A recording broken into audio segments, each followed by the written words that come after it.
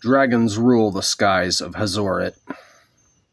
Kells is a knight in the course of the kingdom of Tarrant in northern Hazoret. He is charged personally by the king of the land, Jehoshaphat, to rescue the king's daughter, Nina, from the clutches of one particularly devious dragon, who is holding the princess ransom for a treasure the king doesn't possess. The Tiger's Eye, which is in the possession of a private collector, and the collector won't sell. Thus the only option is to slay the dragon.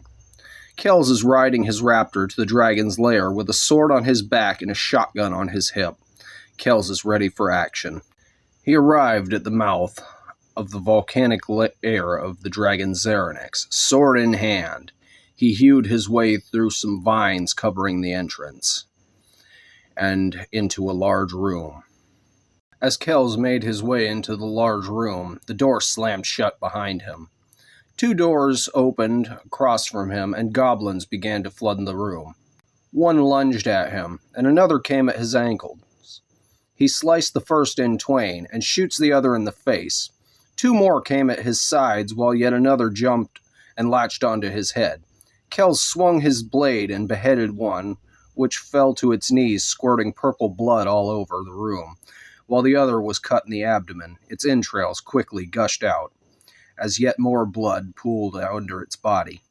Then Kells ran backward, slamming the goblin attached to his head against the wall. The goblin fell to the floor in a daze, and Kells finished it with buckshot. Two more goblins came out, but looked in horror at the carnage. They turned around and ran as fast as they could from the knight and that blade. That damned blade!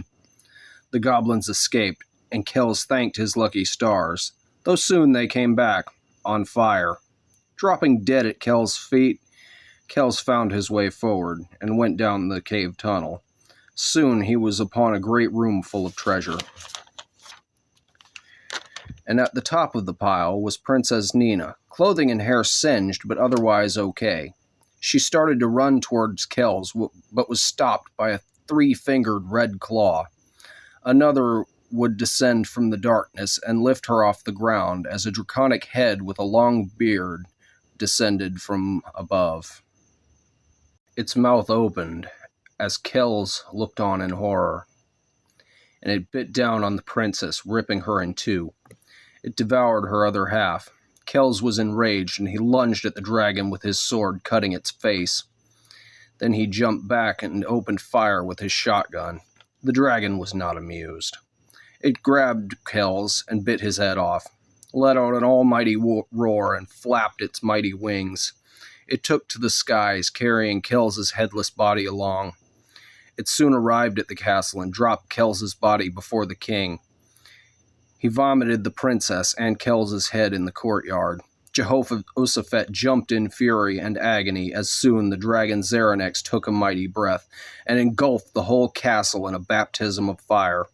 No one survived, and soon he began to do the same to the surrounding town. As the town burned, goblins began looting and pillaging in the carnage. Xeronix found the private collector and ate him, taking everything. From then on, for millennia afterward, Xeronix ruled the land with an iron claw, and they all lived miserably ever after. That was how one man's avarice doomed a populace. The end? Don't be so sure.